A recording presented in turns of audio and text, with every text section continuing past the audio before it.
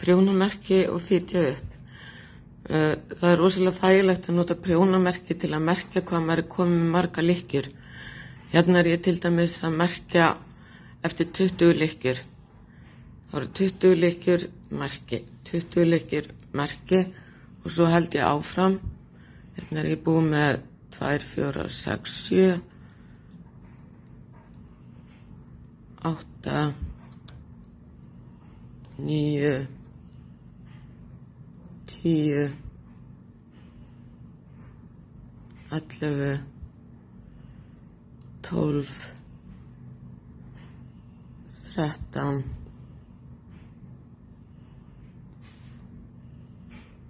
14, 15, 16, 17, 18,